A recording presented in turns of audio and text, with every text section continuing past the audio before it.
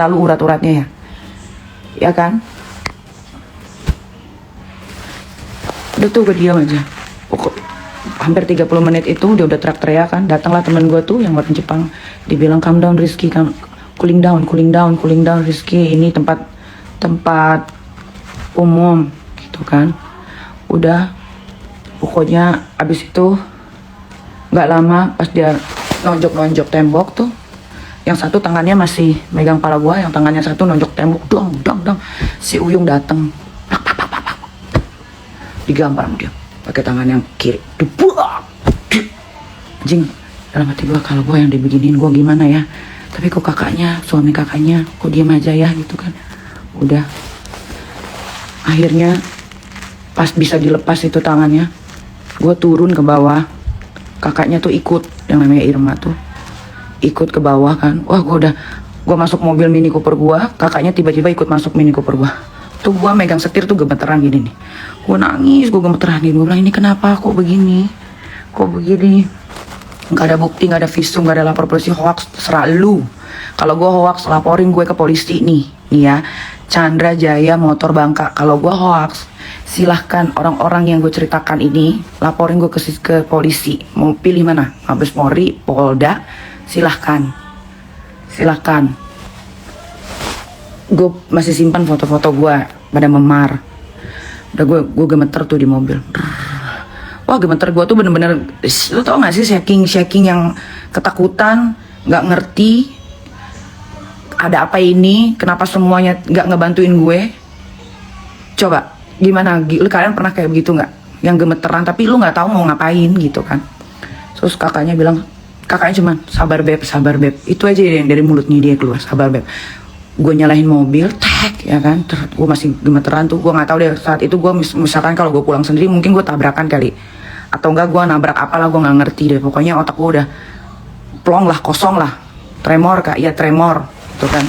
Gak lama, gak sampai gue mau mundur mobil gue, tiba-tiba mobilnya dia yang hitam, datang. Ternyata dia memang udah ada di dalam mobil. Gue nggak tahu dia turunnya bagaimana, gue nggak ngerti. Pokoknya pas gue mau mundur, ya si Uyung, namanya Cesar, itu tiba-tiba nyamperin ke mobil gue. Ya, tapi gue lihat di belakang mobil gue ada mobil warna hitam, mobil dia. Terus dibilang gini, Mbak dipanggil komandan katanya gitu. Hah? Dia komandan? Gue bilang, aduh anjir, gue mau diapain lagi gitu kan. Ya Mbak, pindah mobil katanya, ini mobilnya biar saya bawa aja kayak gitu kan. Ya udah, gue kasih kunci mobil gue masuklah ke mobil hitam itu. Nah, ke mobil hitam itu masuk. Awalnya kakaknya si Irma sama suaminya si Adnan ini nanya mau kemana ini. Akhirnya ngomong ke hotel lah yang di SCBD. Dulu kalau nggak salah itu hotel pernah jadi tempat hotel karantina gue waktu COVID. Nah, sepanjang perjalanan ngamuk dia, tiba-tiba gua jadi gini posisinya di mobil. Ini gua di tengah si Adnan, di sebelah kanan itu si Rizky. Tiba-tiba gue dijambak lagi, dapat aja di kepala gue. Gue langsung digituin, ditarik ke badannya dia. Jadi kan yang karena di tengah ada si Adnan, kepala gue diambil, rambut gue ditarik, sampai ke dia terus dibuak gitu kan. Habis itu didorong tapi tangannya masih ngejambak, masih iniin rambut gue, kepala gue. Langsung gue dijedotin ke pintu mobil. Dang. Itu penyiksaan lagi sampai masuk, sampai di hotel, di lobinya tuh gue masih disiksa. Ya. Gue masih disiksa. Si Adnan itu cuman ngelakuin megang tangannya si Rizky untuk ngelepasin genggaman dari kepala gue. Itu aja deh yang dia lakukan. Gue juga nggak ngerti kenapa cuman begitu dong, tuh gue nggak paham gitu. Apakah mereka ini dibiayai hidupnya sama Alila BSJ? Betul. Kalau nggak percaya cek CCTV sana. Februari tanggal 8 berarti tanggal 9 atau nggak tanggal 8-nya itu. Cek kalau nggak percaya. Gue nggak tahu deh kenapa itu si Adnan juga laki-laki yang dituakan. Padahal umurnya 40 lebih loh, lebih tua si Adnan daripada si Rizky. Tapi si Adnan tuh tunduk banget sama si Rizky. Apa mungkin si Rizky deket sama Bapak Prabowo? Gue nggak ngerti. Ya, pokoknya begitu kejadiannya. Pas dilepas genggamannya itu kan, gue ngunci rambut dong. Wah, rambut gue rontok banyak banget. Itu gue di dalam mobil, gue menggigil, tau nggak? Gue kayak ada di kutub utara, tremor. gue kayak di kutub utara, gue gak meteran gitu. Kok gue diginiin, salah gue apa? Masa gara-gara gue putusin dia gue dibeginiin gitu kan. Udah, ya kan, udah selesai. Dia dibawa lah tuh sama Adnan, sama Ica. Tunggu, bukan, Adnan sama Bom Bom. Kalau gue manggilnya Bom Bom, tapi namanya kalau orang-orang yang di sekitaran Pak Prabowo manggil dia Uyung. Itu adalah saudara Rizky yang sama Rizky dipekerjakan sebagai nyetirin dia dan megang semua kebusukannya. Nah, kalau mau tau aibnya Rizky sama Uyung, karena dia yang ngatur-ngatur, yang nganter-nganter nanti dia ketemu siapa, cewek yang mana, dia ke dia deh gitu. Udah, gue pikir gue di dalam mobil, gue ngomong sama Irma, gue bilang gue mau pulang. Gue bilang gue mau pulang. Itu aja yang gue omongin, gue mau pulang. Tiba-tiba entah kenapa gue disuruh naik ke kamar hotel. Di pikiran gue cuman gue gak mau lagi ketemu sama ini manusia semua. Gue gak mau ketemu sama semua ini manusia. Sudah cukup.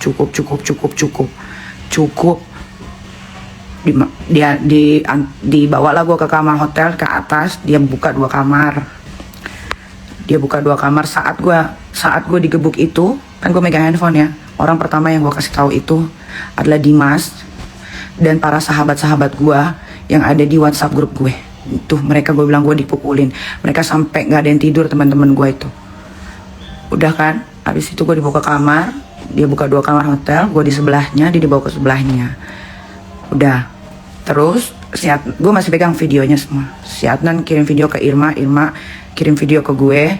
Dilihat si Rizky kayaknya udah tidur karena mabuk berat kan, tidur dia. Terus gue cuma bilang, boleh nggak gue pamitan, abis itu gue nggak mau ketemu lagi sama adek lu. Gue cuma mau ngucapin, karena dia udah tidur kan, jadi gue agak beranian gitu. Gue cuma mau ngucapin sama tinggal aja, gue bilang gitu. Terus si Adnan sama si Irma bilang, oke, nggak apa-apa. Dia bilang, karena gue ke kamar dia, betul dia udah tepar di kasur. Dia udah tepar di kasur. Ya, abis itu gue peluk dia pas gue bilang, istirahat ya. Gue jadi sedih. Gue bilang istirahat, gue bilang gitu. Adalah omongan yang gue nggak bisa omongin. Terus pas gue mau beranjak dari kasur, tangannya dia tiba-tiba begini. Akhirnya gue dipiting. Mungkin dia tahu, mungkin dia dengar omongan gue. Udah, gue mau keluar, gue mau pindah tempat, mau berdiri tuh nggak bisa, karena gue dipeluk, dipiting gitu. Itu ngerti nggak maksud gue? Dia tidur, kan gue ngomong di kupingnya. Terus pas gue udah mau begini, tangan dia gini, ada tuh di video semua, ada semua. Ada videonya masih ada. Terus gue gini-gini kenceng banget ya. Terus gue nggak tahu dia ngigo atau gue nggak tahu dia acting atau gue nggak tahu dia apa. Dia bilang gini, mana pacar gue Nikita, mana pacar gue Nikita, mana pacar gue Nikita, gitu-gitu. Ya udah, karena gue dipiting gini, karena itu udah gue lihat jam udah 2:30 pagi. Karena gue juga kelelahan, abis diunyeng-unyeng, abis dijedotin palanya. Ya udah, akhirnya gue ketiduran. Gue bangun 3:30. Gue bangun 3:30 pagi, gue mau kencing. Gue telepon temen gue bilang ini gimana, gue mau pulang, gue bilang gitu kan. Tapi gue nggak tahu kunci mobil di mana. Apa gue tinggalin aja mobil gue di sini ya. Temen gue sampai bilang gue jemput aja Nick gitu kan. Terus pas gue mau ambil kacamata gue liat dia di kasur, gue liatin mukanya gitu. Gue liatin mukanya, kok gue nggak nyangka sih orang kayak gini bisa gebukin gue gitu kan. Terus dia ngigo lagi, terus dia melek matanya, dia liat gue. Gue tadinya mau ngumpet kan, mau apa sih namanya itu, tiarap ya, biar di kasur nggak kelihatan gitu, kayak di film-film kan. Udah, habis itu dia liat gue, terus dia mau kencing, gak tega gue, melayang-layang dia, gak tega gue kan. Gue mikir kayak, ntar pagi keluarganya datang nggak ya ke sini. Di otak gue masih sepositif thinking itu. Otak gue emang bego banget. Gue bener kata teman-teman sahabat gue tuh, lu tuh bego banget nih, lu tuh tolol, gitu-gituin gue. Emang sih, karena dalam pikiran gue gini, ini orang kencing aja melayang-layang gitu kan. Gue anterin ke toilet, gue taruh lagi di kasur, gue diem aja di kursi, gue liatin muka dia. Gimana ya kalau gue tinggal gimana? Gue masih mikir gitu coba. Gue masih mikir gitu, "Wah, ini gimana ya?" Akhirnya gue tertidur sampai jam berapa gue lupa ya. Pokoknya udah terang deh tuh, udah terang gue mau pulang, dia ikut gue pulang ke rumah. Jadi pas udah bangun tuh dia kayak nggak terjadi apa-apa, kayak nggak terjadi apapun gitu. Gue sampai amazed gitu, kayak nggak terjadi apapun, malah dia ngajakin gue makan bakso di Senayan tuh, bakso kesukaan gue, bakso babe yang ada di Patal Senayan. Terus abis makan bakso, ya kan, gue mau pulang kan, dia ikut pulang ke rumah gue. Udah abis itu kayak biasa aja, kayak nggak ada apa-apa. Gue juga kayak gitu, kayak gitu. Udah kan, abis dari rumah gue pulang dia, gue nggak tahu pulang kemana. Besoknya ke rumah gue lagi, nangis dia, katanya dia diceritain sama Irma kalau gue digebukin sama dia udah kayak maling ayam. Yang gue ingat kata-katanya, "Aku minta maaf ya." Dia nangis, kenapa sih nggak lapor? Nah makanya dengerin dulu. Dia nangis kayak anak bayi. Dia minta maaf ke gue, dia cerita, "Aku minta maaf karena aku mukulin kamu." Irma bilang, "Rizky, lo mukulin kita kayak Dedi mukulin ibunya. Waktu itu palanya diseret lah, ditendang-tendang kayak gitu." Nah itu, makanya tidak ada laporan polisi itu. Dan gue masih menghargai yang namanya Bapak Prabowo Subianto, karena buat gue image dia sudah bagus. Gue suka sama Bapak Prabowo tuh udah 3 tahun sebelum gue kenal Rizky sebetulnya. Karena gue ngikutin dia waktu dia masuk ke kabinetnya Bapak Jokowi gitu. Yang sangat disayangkan aja sih, searogan itu dia Bapak Prabowo punya sespri. Oh, kalau kalian mau tahu ceritanya lagi, ini bukan aib ya, ini adalah pengalaman hidup gue yang gue harus share. Kenapa? Karena abusive ya, yang tadi yang gue ceritain itu, sama udah memukul itu nggak boleh. Mau secinta apapun lo, akal sehat kita tuh harus dipakai gitu. Apalagi kan gue tidak dibiayai hidupnya sama laki-laki kan. Gue tidak dibiayai hidupnya sama laki-laki, gue tidak pernah minta apapun sama laki-laki, ya kan. Mending kalau dijambak lagi begituan mah Endul. Ini dijambak lagi dalam keadaan sadar, shy. Gue cuma ini sekali lagi, kalau gue mau buka aib, bukan aib yang ini yang akan gue buka. Gue akan menceritakan apa yang negara ini tidak diketahui, tapi gue tidak akan melakukan itu. Ya, gue menceritakan apa pengalaman hidup gue selama 6 bulan sama tuh orang, yang sampai detik terakhir nih ya, kalau nggak percaya silahkan dicek CCTV di Fairmont untuk Bapak Prabowo, biar Bapak Prabowo dan jajarannya atau Mas Didit kayak siapapun biar tahu searogan apa sespri kesayangannya yang dia selalu bilang bahwa dia adalah anaknya Bapak Prabowo, padahal Pak Prabowo anaknya Mas Didit namanya, bukan dia. Makanya dia dipanggil Pangeran Hambalang. Dia tuh berangan-angan mau jadi anak kandungnya Bapak Prabowo, ya kan. Kalau nggak percaya silahkan cek CCTV Fairmont, bagaimana searogan apa dia sampai dia nodongin senjata ke kepala orang, ya, dan itu ada saksinya. Silahkan cek CCTV. Terus bagaimana dia mukulin orang di lobi Fairmont, cek CCTV, biar gua nggak dibilang fitness. Afnan kenapa ya takut? Ya takutlah, siapa yang nggak takut? Orang dia selalu bilang bawa-bawa nama Bapak Prabowo, kan takutlah, apalagi orang biasa. Kalau gua kan bukan orang biasa, gua kan ini apa namanya, titisannya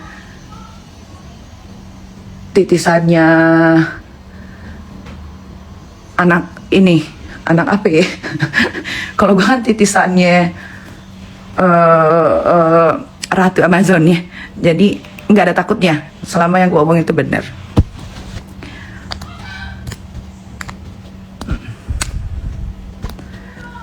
Kalau gue bohong ya proses aja, gue akan amat sangat senang karena gue akan bicara lagi secara gamblang.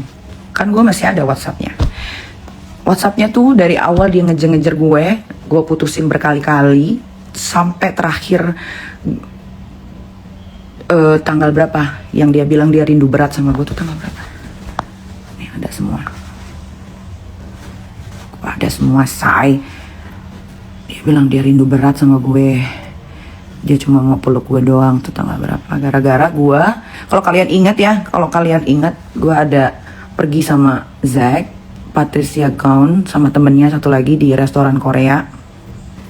Yang gue ada buka tirai terus gue hi gitu. Padahal gue nggak hi sama siapa-siapa, itu cuma buat lucu-lucuan gue aja. Terus dia nge-DM, terus dia nge-react DM-nya si Zack. Dia kasih gambar icon muntah-muntah karena gue hi ke cowok. Padahal di tirai itu gue nggak hi sama siapa, gue cuma buka tirai, gue cuma hi bercandaan gitu doang. Terus dia bilang jijik bro sama videonya. Ternyata tanggal 10 April dia ada ngajakin perempuan ketemuan di apartemen. Tanggal 14 April. Gue bacain dikit aja kali ya. Sejujurnya 2 hari terakhir ini aku bener-bener rindu kamu banget. Perih rasanya sampai gak bisa tidur. Pada saat itu aku hanya ingin kamu peluk. Tuh dia bilang. Tapi tanggal 10 April dia ada DM perempuan, Bo. Tuh. Tanggal 10 April dia ada DM perempuan. Kamu apa kabar? Di mana? Lagi di mana? Tah. Ngajakin tuh perempuan ketemu di apartemennya, nggak tahu tempat eksekusi lagi, mah gue nggak ngerti. Mohon maaf ya kalau dibilang gue yang diputusin, mohon maaf ya kalau dibilang gue cinta sendiri, dia yang cinta sama I. Ya, siapa yang nggak mau sama gue? Independen, punya penghasilan sendiri, nggak merengek-rengek sama laki-laki. Apa-apa gue bisa beli sendiri, gue punya tabungan. Biar dikata gue pengangguran, penghasilan gue ya bolehlah diadu lah ya sama sespri atau sespri presiden kayak sespri siapa kayak ya boleh diadu lah ya. Tah begitu. Ya.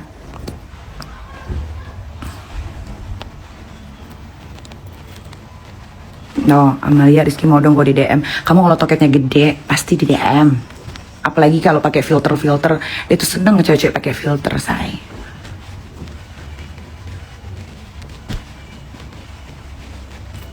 Nah, sekarang gue udah happy. Kenapa? Karena otak gue sudah mulai terbuka. Kemarin tuh dari tanggal 9, 10, 11, 12, 13, 14, 15, 16, 17 itu otak gue muter-muter, say. Gue gak bisa bohong. Muter-muter kayak kenapa ini bisa terjadi dalam hidup gue selama 6 bulan. Gue gak pernah ngapa-ngapain.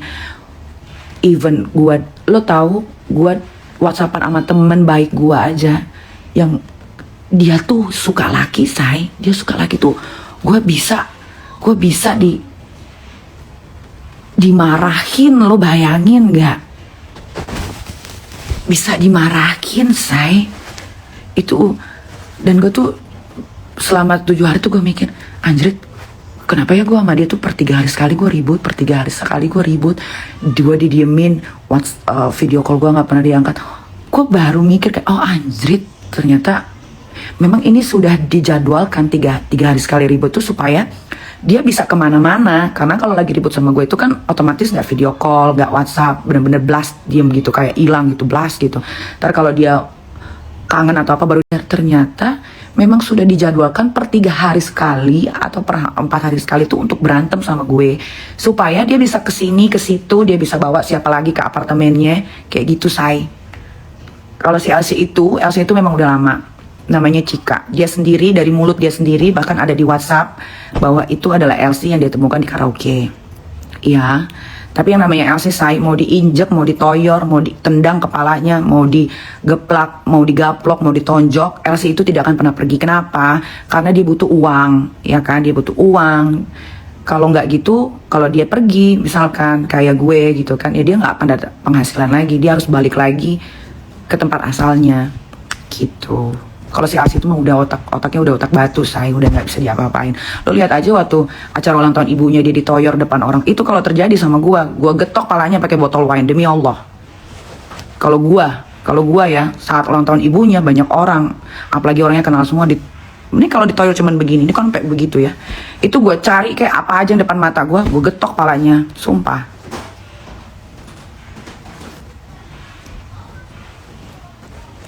Gitu ya. Terima kasih ya sudah mendengarkan curhatan aku. Ya, tidak ada perkataan yang aku kurang-kurangi, tidak ada, malah banyakkan yang aku kurang-kurangi kayaknya. Tidak ada perkataan yang aku tambah-tambahin. Ya, tidak ada perkataan yang aku karang-karang. Kalau aku kurang-kurangin banyak sekali karena aku masih menahan-nahan. Ya, kenapa sih Kak kok baru ngomong sekarang? Gue gak suka karena gue diintilin. Gue gak suka. Gue nggak suka sampai detik ini gue masih diintai. Gue nggak mau. Sudah.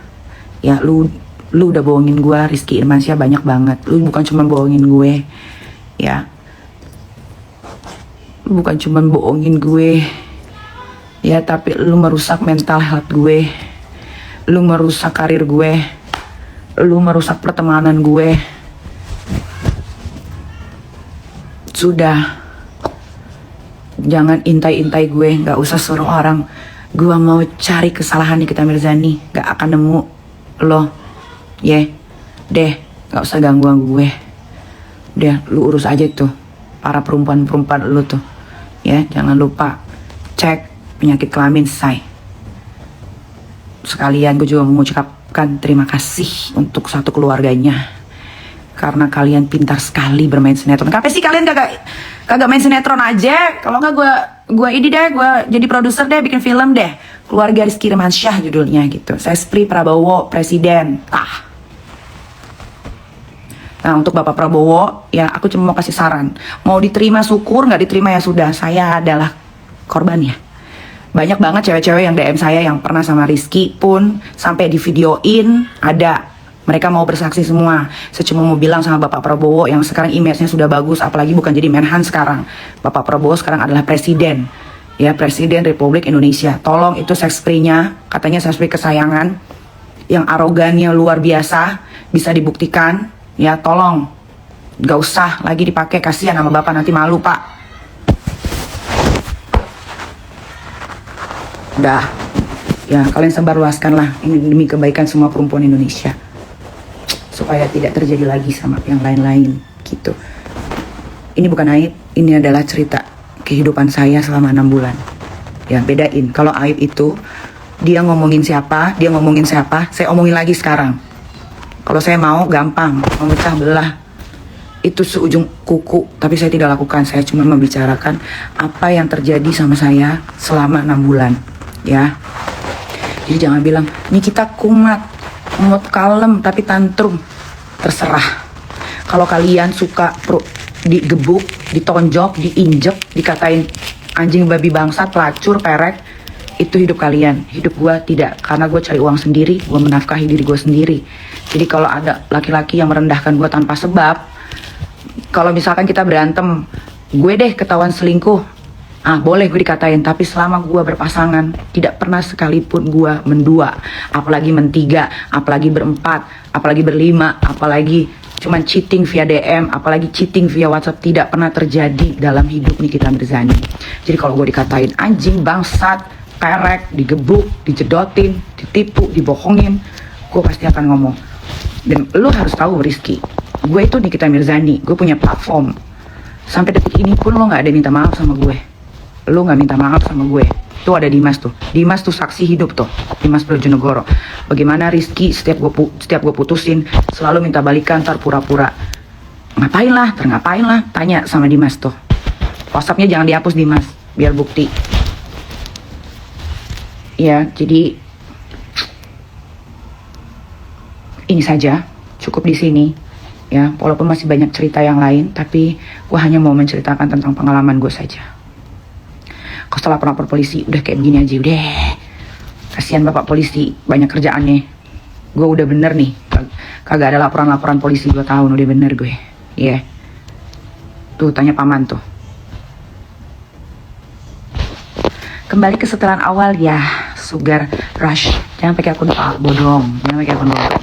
Kalau ada pacar baru kalem. Gue sebelum pacaran sama Rizky pun gue udah kalem. Ya, gue tuh pacaran sama Rizky bulan November. Ya, dari sebelum bulan November gue udah kalem. Kemana aja lo? Ya, kemana aja. Gue nggak pernah nimbrung masalah orang. Cek masalah siapa yang gue timbrungin. Gue nggak mau ikut campur masalah orang. Cek kalau ada yang mana.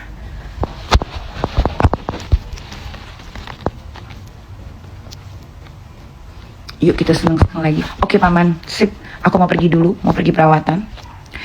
CR banyak duit ya kak. Nggak tahu gue duit dari mana, itu juga dipertanyakan. Coba tanya sama Bapak Prabowo. Duit dari mana itu sespringnya yang namanya Rizky Irmansyah. Karena dia kalau bayar perempuan tuh pakai dolar Singapura, kalau nggak dolar Amerika.